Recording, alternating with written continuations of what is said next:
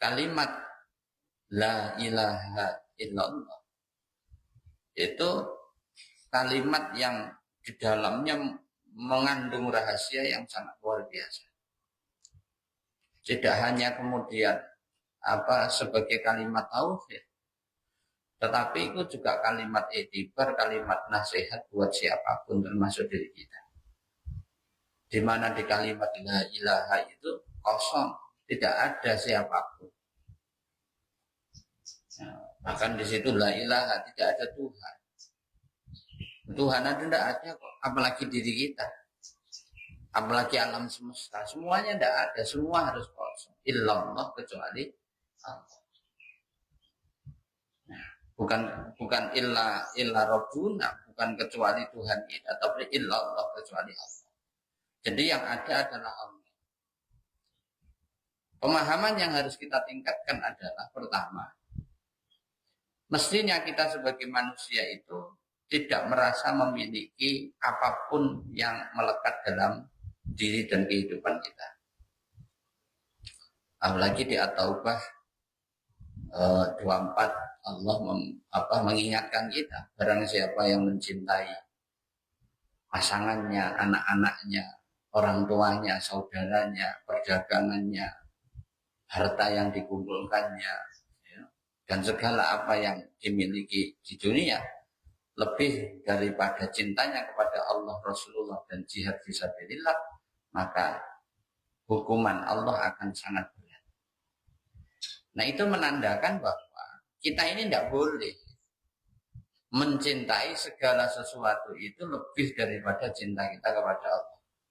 Makanya illallah, kecuali Allah. Berarti cinta yang paling tinggi bagi seorang yang mengaku dirinya muslim adalah Allah. Kalau kita belum menempatkan Allah itu sebagai cinta pertama kita, cinta tertinggi kita, maka hendaknya kita juga sadar diri bahwa sesungguhnya Islam kita, beragama kita, itu masih sangat rendah. Kualitas iman kita, kualitas beragama kita itu masih sangat amat rendah. Karena kita masih menempatkan cinta kita kepada keluarga, kepada pasangan, kepada anak, kepada saudara, terhadap harta, terhadap ilmu, terhadap jabatan, karir, apapun, itu melampaui cinta kita kepada Allah. Itu pertama. Yang kedua adalah di dalam kalimat la ilaha illallah kita juga harus paham bahwa diri kita ini tidak boleh merasa memiliki apapun. Ya, kalau tadi pertama cinta, yang kedua adalah kepemilikan. Tidak boleh kita ini merasa memiliki apapun, kecuali dua hal yang sudah seringkali Bapak sampaikan. Apa dua hal itu? Dosa dan amal. Ya hanya dua itu hak milik kita. Amal kebaikan dan dosa. Selebihnya semuanya adalah milik Allah. Lalu apa yang kita banggakan? Bahkan badan kita ini saja milik Allah. Nyatanya ketika badan dan ruh kita terpisah, sudah tidak bisa ngapa-ngapain kok. Lalu kita masih berbangga dengan wajahmu yang ganteng, yang menawan, yang cantik. Apa yang kamu banggakan? Semuanya milik Allah. Ada orang yang wajahnya pas-pasan, kamu hina, kita rendahkan. Dan semua tadi adalah milik Allah. Artinya ketika kita ngelem, kita mengakui, wah keren, dia cantik, dia ganteng, hendaknya hati kita terpaut ke Allah. Sesungguhnya yang kita puji itu adalah Allah, karena Allah mampu menciptakan keindahan yang seindah itu. Sebaliknya ketika kita mencaci, merendahkan sesuatu, misalnya tadi, merendahkan wajahnya orang yang penuh dengan jerawat misalnya, hakikatnya kita juga merendahkan Allah. Berarti nek ngono sahadatmu bermasalah. Wong kamu masih merendahkan ciptaannya Allah. Ingat Bapak sampaikan, manusia itu makhluk alien. Onderdilnya manusia itu tidak diciptakan di dunia. Tapi onderdilnya manusia itu Allah ciptakan di alam luar sana. Ruh kita di alam ruh. Badan kita pertama kali diciptakan di surga. Makanya tidak ada sampai sekarang zaman sudah semodern ini, tidak ada satupun alat teknologi yang mampu membuat onderdilnya manusia. Misalnya mata, kayak tangan, kayak telinga, kayak ada? Nggak ada. Karena memang onderdil kita ini tidak dibikin di dunia. Nah, oleh sebab itu bagi orang yang syahadatnya benar, orang tadi harus punya kesadaran bahwa dia tidak berhak menghina, menjelekkan, merendahkan siapapun dan apapun makhluk Allah. Karena saat manusia itu menghina, merendahkan makhluknya Allah yang lain, hakikatnya dia sedang merendahkan, menghina Allah. Sebaliknya, ketika seseorang itu memuji apapun yang ada di hadapannya, dunia dan isinya, hakikatnya manusia tadi memuji Allah. Ini yang kedua, dibalik kalimat la ilaha illallah. Nah, sebagai santri harus punya kesadaran itu. Yang ketiga adalah di balik kalimat la ilaha illallah mestinya kita ini menjadi seorang yang merasa bahwa apapun yang terjadi di hadapan kita, yang dilihat oleh mata, dirasakan oleh hati kita, ya, difikirkan oleh pikiran kita dan apa yang ada di sekeliling kita, semua tadi adalah Allah. Makanya di Quran Allah katakan, aku lebih dekat daripada urat leher. Ketika yang kita lihat itu belum Allah, berarti kualitas keimanan kita, kualitas keagamaan kita masih sangat rendah banget. Ya, makanya Rasulullah mengingatkan, hendaklah kita ini dalam beribadah merasa diawasi oleh Allah. Ini tingkat pertama.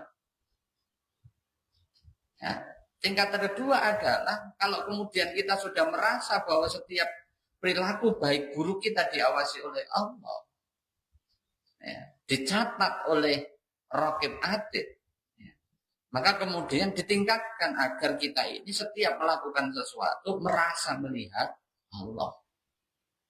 Nah, maksudnya illallah tadi, la ilaha illallah, tiada apapun kecuali Allah. Maksudnya tadi yang kedua tadi, bahwa apapun yang kita kerjakan itu yang kita lihat di hadapan kita adalah Allah. Bisa Allah secara zatnya bagi orang yang ma'rifat. Bagi orang yang syariat seperti kita, yang kita lihat bukan wujudnya Allah, bukan zatnya Allah, tapi kekuasaannya Allah.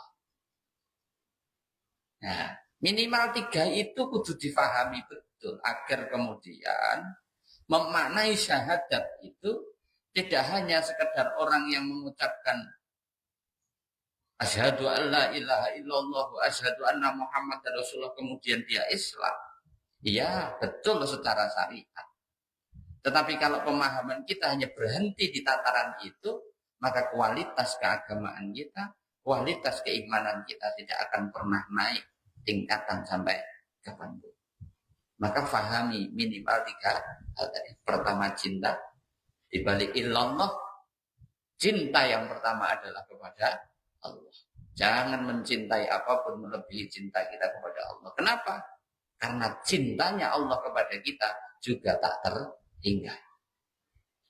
Ya, coba bayang kita tidur malam, kadang-kadang subuh terlambat. Habis subuh kita masih bisa guyu nakal. Pernah tidak kita berpikir, saya sudah mengabaikan tugas kewajibanku kepada Allah, subuh pun terlambat, kesiangan, tapi Allah masih menghidupkanku, Allah masih memberikan kesempatan aku untuk hidup dalam kondisi yang sehat, dalam kondisi yang sempurna. Betapa tersinggungnya Allah, betapa sakit hatinya Allah, andai kata Allah itu adalah makhluk. Berapa kali perbuatan kita yang sudah menyinggung, menyakiti hatinya Allah, andai kata Allah itu makhluk. Ya. Tapi apa yang terjadi?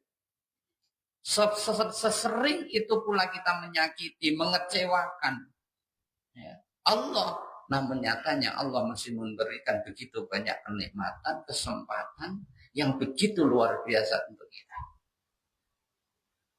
Nah, kalau sudah paham sampai begitu, maka sekali lagi, wajarkah ketika kita mencintai makhluknya Allah dan segala apa yang diciptakan oleh Allah melebihi cinta kita kepada Allah dan Rasul? Sangat tidak layak. Ya, cinta. Yes. Kedua, kepemilikan tadi. Semua milik Allah, kita tidak punya apa-apa. Ya. Yang ketiga adalah apa tadi? Apa tadi? Yang ketiga adalah apa, Bung? Hah? Apa? Yang ketiga tadi apa? Nah, lali. Ditulis, makanya ditulis. Nek Bapak jelaskan ditulis kesimpulannya, ojo rumongso paham. Karena pemahaman kita itu seringkali kemudian berubah-ubah. Yang ketiga adalah apapun yang kita lihat hendaknya adalah Allah. Kalau belum bisa melihat wujudnya Allah, belum bisa melihat kekuasaannya Allah di setiap apa yang terjadi di hadapan kita, maka merasalah apa yang kita lakukan diawasi Allah. Jadi tiga hal itu dipahami. Agar kemudian syahadat kita itu menjadikan sebab dari waktu ke waktu iman Islam kita semakin meningkat.